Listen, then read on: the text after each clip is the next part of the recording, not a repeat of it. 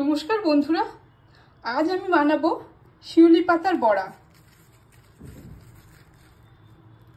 তার জন্য কতগুলো শিউলি পাতা নিয়ে এসেছি। এটাকে আমি ভালো করে ধুয়ে নেব। জল দেব, 10 মিনিট ভিজিয়ে রাখবো নুন জলে পাতাগুলোকে।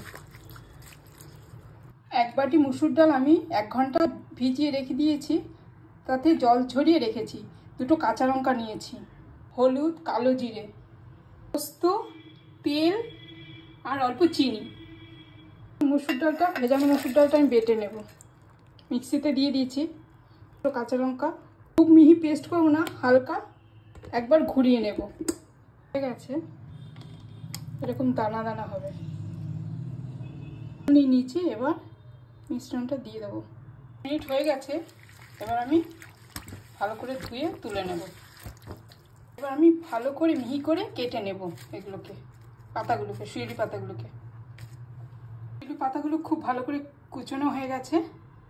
মসুর ডাল বাটার মধ্যে দিয়ে দেব।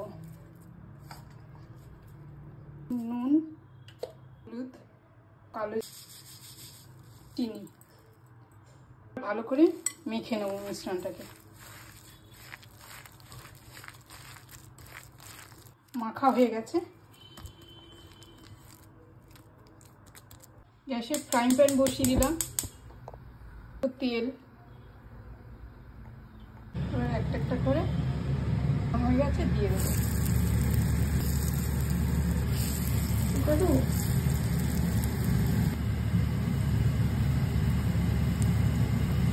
গ্যাসটা সিমে করে দিলাম, আস্তে আস্তে হবে। একটা একটা করে উল্টে দেবো।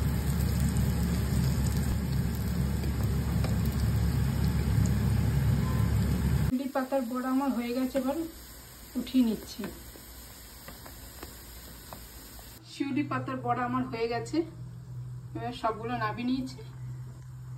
গরম গরম সার্ভ করব। এই রেসিপিটা যদি আপনাদের ভালো লেগে থাকে তাহলে অবশ্যই লাইক করবেন, কমেন্ট করবেন এবং সাবস্ক্রাইব করে দেবেন। নমস্কার।